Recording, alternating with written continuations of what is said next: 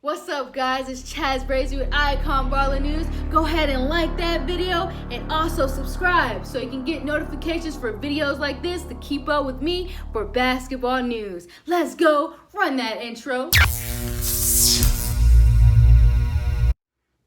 What's good, everybody? Chazz Brazy here with iYiCON Baller News. We are back and ready to go for this season of NBA. Super excited to really be even able to talk about some games and getting it back after COVID and having a stop on playoffs and now getting back right into the season. And I'm super excited to hear what you guys have and opinions on what to see in this upcoming, run for playoffs. So for starters, my big part in this is everyone actually following the rules at the bubble in Orlando. And that's the big gist everyone's talking about. But at the end of the day, these are human beings. These are grown men too. And so they're going to do whatever they want to do at the end of the day. So it's like, man, are they really making the right decision to bring everybody together? Yes, because who spoke? LeBron James has spoken and wants everyone to participate in this season because we have a bigger voice to see what they are doing on the court and what they do after the court and off the court. So with that said, I'm super excited to have LeBron and the Lakers coming to the season #1 in the West, and also being able to see the Bucks kind of make their way to the playoff finals.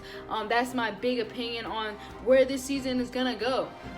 But the real gist of everything is, are these players in contact with one another?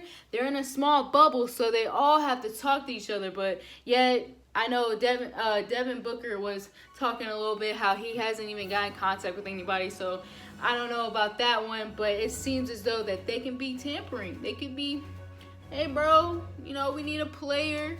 We need somebody to come be our center, have Brazy go to New York again. I don't know. It could be something going on. You never know with things like this. But at the end of the day, like we talk about, these guys are grown men.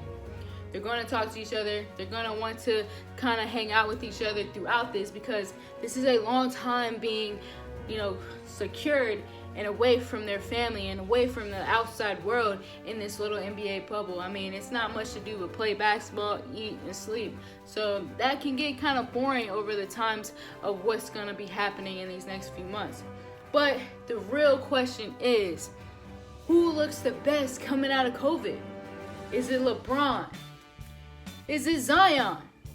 Is it Ja Morant? Or even Tatum? I've been really looking at Ben Simmons as well, hitting those three-point shooters, as well as Carmelo. Carmelo is coming out looking younger, looking much more agile, like he's about to be shooting threes by just moving his arm now, no jump, because he's just a smooth shooter. But my last two people that I really been looking at is Lonzo Ball, my best player, I feel as though in this NBA is a PG. And speaking of PGs, Paul George. Paul George been slept on with the Clippers, and Kawhi Leonard has been a talking, in the MVP conversation. But out of those 8 players, who looks the best? Who actually looks as though that they came out to play and wanted to actually work out throughout these COVIDs? So to me, #1 is Zion Williamson. He has been looking phenomenal. His body's much bigger. He's leaner. He looks like he lost a lot of weight, gained a lot of muscle. And I bet you he's just going to be as stronger as he was before. So I don't know how that is possible, but at the end of the day, this is going to happen no matter what. He's growing. He's now 20 years old. Like, he's not a teenager like that was a big deal, but he's always been a grown man in my eyes as a body type. So we're going to see. That's my #1. And also Ja Morant, #2 for me, with his getting more muscle. He was a small player coming into the NBA from college, and being his first year to be in a playoff kind of run, being I believe his team is 8, in the playoffs run. So that's just a big push for him to come in ready, and his physique is in a position to where he can handle more body hits during his drives to the basket. So that's going to be something to look for, him being much stronger, much more I feel as though conditioned. He plays the whole game anyway, but now he's about to be much more faster, much more aggressive, and being able to finish even more now. He finishes perfectly now, so I can only imagine after what this COVID has done for him and gaining up his muscles. So let's get that one. And my top 3 out of these 8 were, well, definitely LeBron James. He's always going to be somebody that is going to stay consistent with his health. He's going to always be somebody that will be someone that will just want to do the game and work and work and work. And he loves the game wholeheartedly. It's his life, it's his soul, and this is his legacy. So he's never going to let this come in the way. I believe COVID has done him phenomenal, giving him a rest, because it was a lot of injuries that last year. He didn't even get to make it to playoffs with the Lakers. So now being in the playoffs and number 1 in the West, his legend is just now becoming much more memorable, and he's just the king of the hoops. He is that guy. He is that go-to. So for now, those are my top 3, and my top 4 looking best out of COVID is definitely Carmelo Anthony.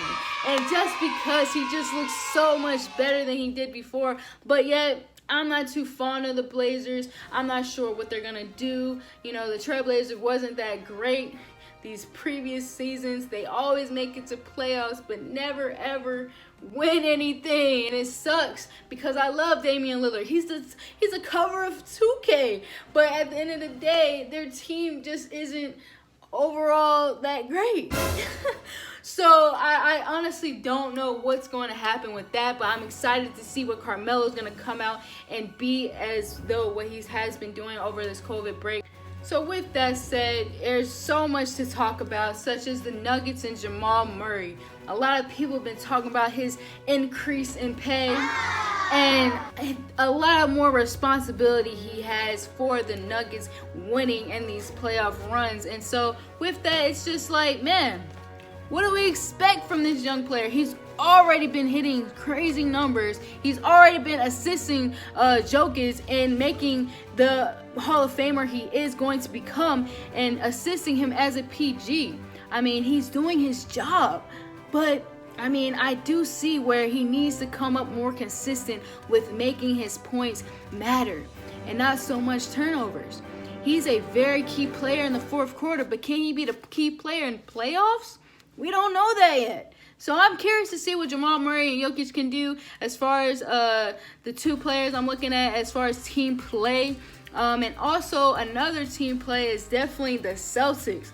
The Celtics are somebody that is underrated right now and not really looking at. Even though they're number 3 in the standings. I mean, they're great. Don't get me wrong, but I think people are really underestimating them coming into this playoffs because they're still a young team.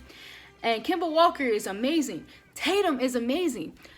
Brown is the key player in all of this, and smart in a sense, because literally he plays hella smart. And so with that, it just shows me, well, this is a team that has to be on the same cohesiveness if they're ever going to win a playoff series in the Eastern or in the finals. So running for these, few games before the playoff is very vital for them to come back into the groove of things. And they're going to be a team I'm looking at as far as playing as a team. And another one is definitely the Sixers. They're tied with the freaking Pacers. And the Pacers are ahead of them as far as records. And they're 5th and they're 6th in the whole standings. Come on, Sixers, you got to be better than that. Pacers I honestly don't even know who's on the Pacers except Michael Brogdon. And it's something weird because I haven't even looked at the Pacers since PG left. But I'm going to look into them again and see again who's on their team besides all these players that are unknown, But they're definitely somebody, what's to call it? His name, and why can't I remember his name? Sabonis, aha. So he's a definitely key player. I just say the Pacers are just a team with a lot of second string players that work very hard. But can they be a playoff team? I don't know. I don't really see them as a playoff team. I don't really think they can go far. I think the 76ers are going to surpass them throughout the remainder of this season until playoffs. So with that said, good luck Pacers, but honestly don't see them doing anything. It's the second holiday on that team, so I don't know. They're not really a team that I'm looking forward to making it too far as in the ranks and the standings. But my next few teams as far as East and West concerns and thinking about is starting with the East. Is the Magic. They're number 8. First of all, we're in Orlando. They're in their home territory, not really home court, but in a sense of their environment, they may feel a little bit more at ease because they're in somewhere they recognize and kind of familiar with. Not sure if that will help. Not sure if that's something that will help them in the end, but you never know.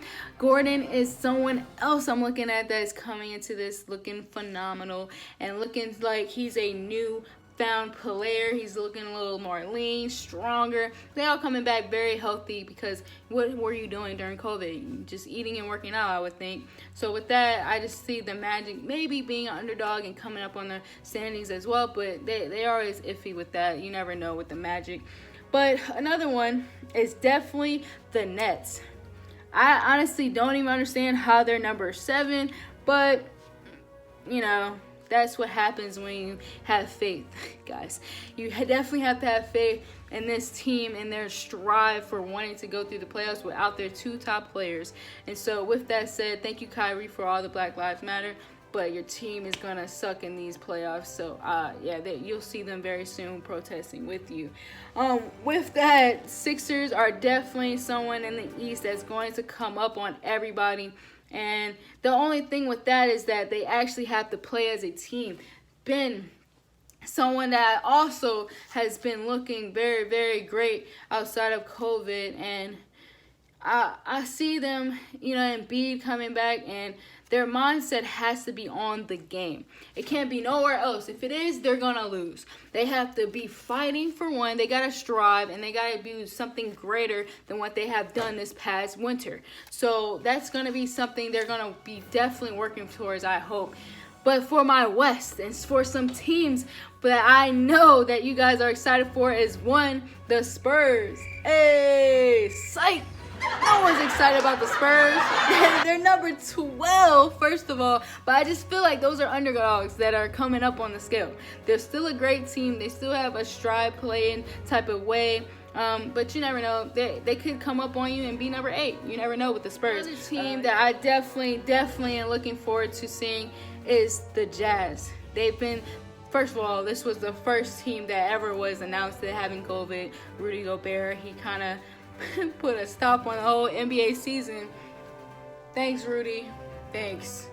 But then again, my guy Mitchell is somebody that I know will work his ass off to get his team to another level, and even himself. So with that said, I'm looking forward to seeing what the Jazz can do and run with their playoff and see how that will go for them, And the Thunder. The Thunder was another underdog team that I believe was not really recognized throughout the regular season with my guy CP3 and his team. They're definitely underdogs. I don't know how much they will do this coming up season, but this is a good run for them to come back in cohesiveness and really play together. That's a team that I'm looking kind of into and seeing what they can do for a playoff run. But you never know. They're number 5, so they're not going to really be in a position to really have to strive for it, but they will have to keep that spot because a lot of teams are coming after them, such as my guys, the Pelicans. Woo, woo, woo, woo, woo. That's my team. Besides my guys, the Lakers, number 1. That's my number 1 team. But the Pelicans, just because most of my Laker guys are on that team now. So, of course, Lonzo Ball coming in and play, ready to see what Lonzo can do with Zion. And I'm ready to see what Hart, Brandon, all of them do for this season and running for the playoffs. Because they're right there. They're right there. They need to just come back on a whole nother mindset, ready and ripping to kill everybody in their way. So I'm ready to see that first day on the 30th, them playing the Jazz and the Lakers playing the Clippers. I'm super excited. Hope to see you guys there. Let's get it, and leave those comments and subscribe to my channel. Let's go, and we are gonna keep talking about those basketball news and see what happens with this coming up season and playoffs. See you guys soon. Chazz Brady, signing